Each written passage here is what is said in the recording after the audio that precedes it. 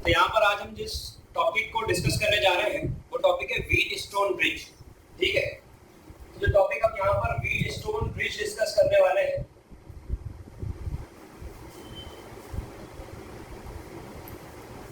एक बहुत important topic है जेईई नीट क्लास 12 के पॉइंट ऑफ व्यू से एमपी बोर्ड के लिए इसका ही क्वेश्चन एग्जाम में भी आता है, इसी का क्वेश्चन एमपी बोर्ड में एग्जाम में भी आ जाता है।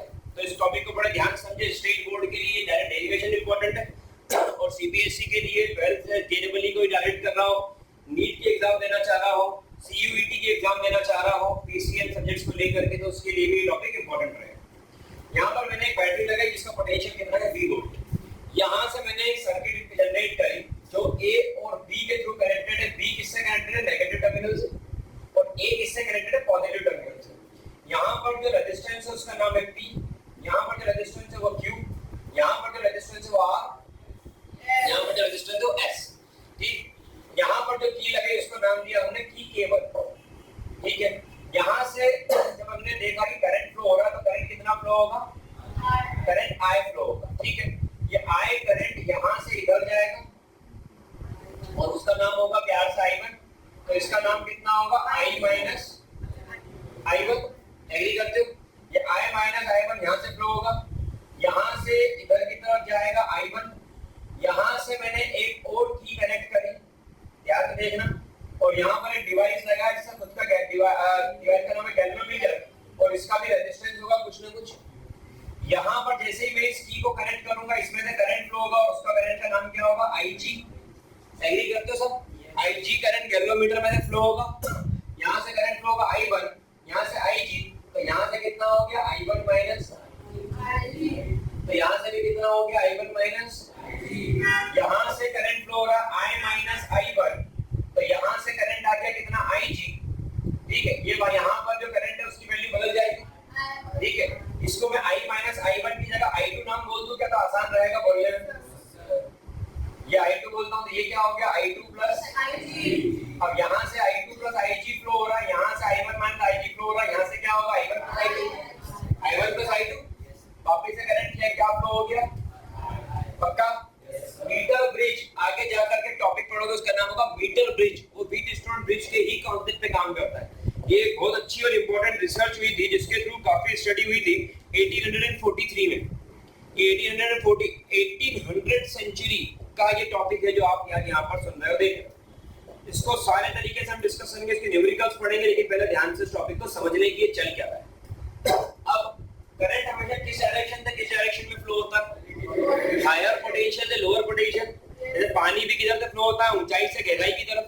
तो करंट भी कहां से फ्लो होगा? हायर पोटेंशियल से लोअर पोटेंशियल। अगर ऐसा होता है तो ध्यान समझना, ए पॉइंट यहां पर है और सी पॉइंट यहां पर है, तो अगर मैं बोलूं VA माइनस VC तो कोई गलत बात तो नहीं कर रहा हूं? कि करंट A से C की तरफ फ्लो हो रहा है, कितना? ओम्स लॉ क्या बोलता है? V I R। करंट कितना है? रेजिस्टेंस कितना है? P। क्लियर है? बनेगा, समझ में आ रहा है? दूसरा आता है यहाँ पर सेकंड टॉपिक, इसमें हम डिस्कस करते हैं A से D की तरफ करंट कहां से कहां फ्लो कर रहा है? BA से BD। अब यहाँ पर करंट कितना फ्लो हो रहा है और रेजिस्टेंस कितना है? तो सभी को समझ में आ रहा है बराबर से? फिर आगे बात करता हूं मैं C से B, कहां से कहां? करंट C से B फ्लो कर रहा है तो BC माइनस BD। फिर करंट की प्रॉपर्टी की वो हमेशा हायर से किधर की तरफ फ्लो करता है? क्या ये बात सबको क्लियर है? 100%। तो BC से C से B जा रहा है और करंट कितना फ्लो हो रहा है? I1 माइनस, और रेजिस्टेंस कितना है? और उसके बाद में यहाँ पर देखो आप D से B जा रहा है तो BD माइनस BB, और ये कितना करंट है? और रेजिस्टेंस कितना है? ये आ गया। क्या यहाँ तक की बात सभी को क्लियर है? अब यहाँ पर की जो आपने कनेक्ट की है, लेकिन अगर हम पोटेंशियल C का और पोटेंशियल D का, फिर समझा रहा हूँ बात, करंट हमेशा हायर पोटेंशियल से लोअर पोटेंशियल की तरफ ही फ्लो करता है।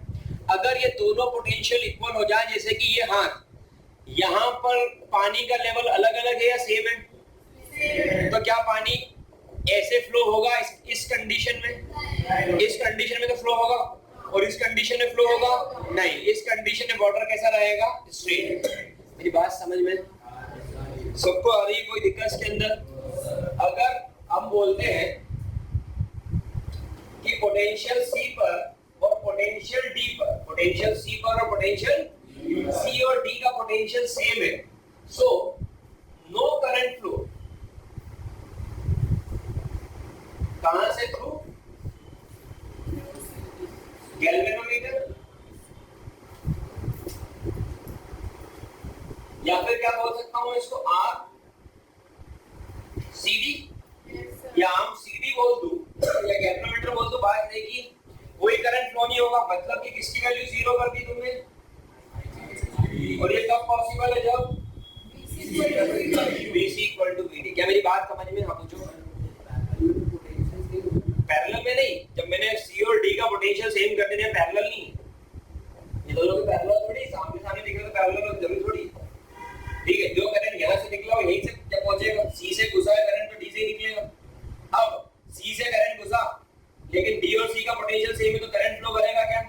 तो करंट यहां से ऐसा गया और सीधा उधर जाएगा।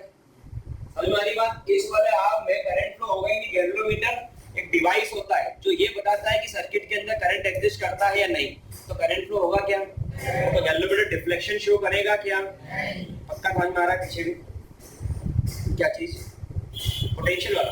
देखो C और D, अगर किसी भी सर्किट के अंदर किसी भी आर्म में दोनों एंड के पोटेंशियल सेम है, पोटेंशियल समझते हो, पोटेंशियल समझते हो, तो दोनों एंड के पोटेंशियल सेम है, तो करंट का फ्लो उस कंडीशन में नहीं होता है। और अगर पोटेंशियल अलग अलग हो तो करंट फ्लो, क्लियर है? पोटेंशियल डिफरेंस के कारण ही करंट फ्लो करता है, पोटेंशियल डिफरेंस नहीं होगा तो करंट भी फ्लो पक्का 100%। कोई दिक्कत इसके अंदर? समझ में आ रहा है नए पुराने सबको? अब आगे बढ़ते हैं। अगर ऐसा होता है कि Ig की वैल्यू 0 है, तो VA माइनस VC जो यहां से था वो कितना होगा, और VA माइनस VD वो कितना होगा, एग्री करते हो? लेकिन VC minus VB, VC minus VB, VC minus VB, उसकी वैल्यू कितनी होगी, I1 की, क्योंकि Ig 0 होगी, और यहाँ पर VD माइनस VB, ये भी क्या होगा, I2, क्योंकि यहाँ पर Ig क्या हो गया, क्या मेरी बात समझ में सबको आ रही है? Ig 0 का समझ में नहीं, इक्वेशन क्या बन गई, ये नई इक्वेशन तैयार। अब क्या मैं सभी दूर C और D में से किसी एक को रिप्लेस कर दूं, या तो सभी दूर BD को BC लिख दूं, क्योंकि BC BD एक ही, या VC को BD लिख दूं, तो मैं क्या कर रहा हूँ, सबको BC के नाम पर ले लो, तो VA माइनस VC और VA माइनस VD, ध्यान देखना, ध्यान कभी कहीं पर, क्या मैं VD को VC लिख सकता हूँ? पक्का लास्ट पेज, तो मैं इसको लिख दूं VA माइनस VC। क्या मैं VC, इसको तो VC के फॉर्म में ही रहने दो, क्या मैं VD को VC लिख सकता हूँ? अब आप ध्यान से देखो यहाँ पर, तो ये दो बन गए VA माइनस VC और ये दो बन गए VC माइनस VD, दिख रहे हैं? कंपैरिजन किया जा सकता है। तो मैंने इनको क्या करा, इक्वेशन के नाम दे दिए 1 2 3 4, ये मैंने इनको इक्वेशन के नाम दे दिए। अब ध्यान से समझना, बाय इक्वेशन 1 और 2, कौन सी इक्वेशन, आपको क्या मिल रहा है, I1P is equals to I2, पक्का कंपेयर कर लिया, RHS इक्वल तो LHS भी इक्वल, इसको इक्वेशन नंबर 5 बोल दूं। और दूसरी बार मैंने क्या बोला, बाय इक्वेशन 3 है। अब मैंने 3 और 4 को लिया, तो I1Q और I2S, तो I1Q किसके इक्वल है, I2S, इसको मैंने इक्वेशन नंबर 6 बोल दूं, पक्का LHS इक्वल तो RHS भी इक्वल। अब जब ऐसा कुछ हुआ तो मैंने लिखा बाय इक्वेशन, अब कौन सी है, 5 और 6, मैंने किया 5 डिवाइड बाय 6, मैंने फिफ्थ इक्वेशन और फिफ्थ इक्वेशन डिवाइड कर दिया, कर सकता हूं, LHS LHS में डिवाइड होगा, RHS, तो मैंने लिखा I1P और अपॉन में I1Q is equals to I2R और अपॉन में I2, एग्री करते हो? सभी क्लास से 100% कोई दिक्कत? अब यहाँ पर I1 से I1 क्या होगा, I2 का I2 क्या होगा? यहाँ पर आ गया P upon Q किसके equal? R upon S. P upon Q is equals to R upon S. यही एक्सप्रेशन है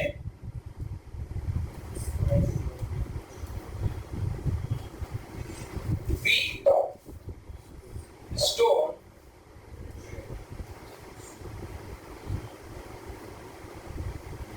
ब्रिज का। ये किसका एक्सप्रेशन आ गया? एक बार फिर समझा देता हूँ, ध्यान से समझना। यहाँ पर क्या हुआ, ये पूरा एक सर्किट है, इसके अंदर की K1 भी कनेक्ट है, की K2 भी कनेक्ट है, इसकी का नाम क्या है?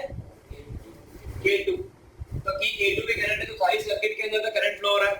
लेकिन अगर हम यहाँ पर पहले पोटेंशियल लिखना सीख लेते हैं, तो A से B करंट फ्लो हो रहा है, तो VA minus VC, V is equal to I into R, Ohm's law ने बताया था। तो ये हो गया I1 इनटू B। फिर A से D करंट फ्लो हो रहा है, तो I2 into R, VA minus VD। फिर C से B, तो VC minus VB is equal to I1 minus IG into Q। और फिर उसके बाद में D से B, तो I2 plus IG into S, VD minus VB। अभी IG करंट फ्लो हो रहा है, रेजिस्टेंस पे है।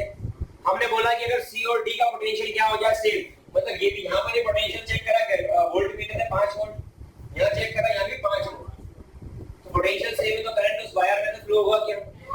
बिल्कुल फ्लो नहीं होगा। जुड़ा समझ में आ रहा है? बिल्कुल उस वायर में तो करंट फ्लो होने वाला नहीं है। तो ये वाला जो वायर है बीच में, इसमें तो करंट खत्म हो गया। IG की वैल्यू क्या हो गई? 0। तो ये हमने लिखा है कि IG की वैल्यू 0, जब VC VD के क्या होगा?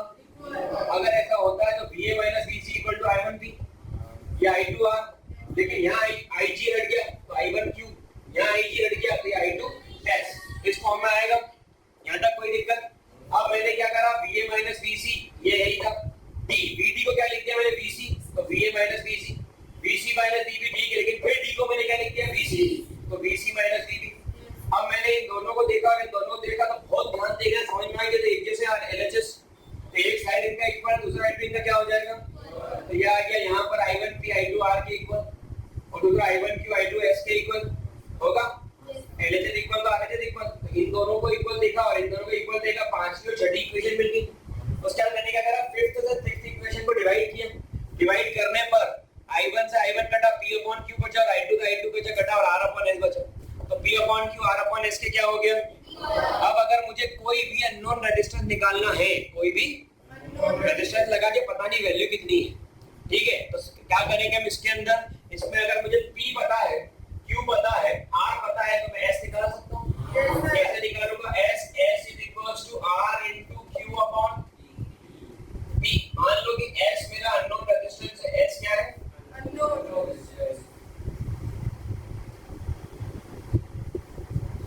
तो मान लेते हैं कि S मेरा एक अननोन रेजिस्टेंस है, जिसकी वैल्यू मुझे कैलकुलेट करना है। मुझे बाकी सारी वैल्यूज पता है, तो अपन देख लेते हैं। P की वैल्यू 2 ओम्स, Q की वैल्यू 4 ओम्स, R की वैल्यू 6 ओम्स, ये वैल्यू दे दी मैंने। तो S कितना आएगा? तो यहाँ पर 6 into 4 upon 2, 2 to the 4, तो S की वैल्यू कितनी आएगी? 12। तो S की वैल्यू कितनी आ गई यहाँ पर? क्या ये क्लियर है सभी को? 100%?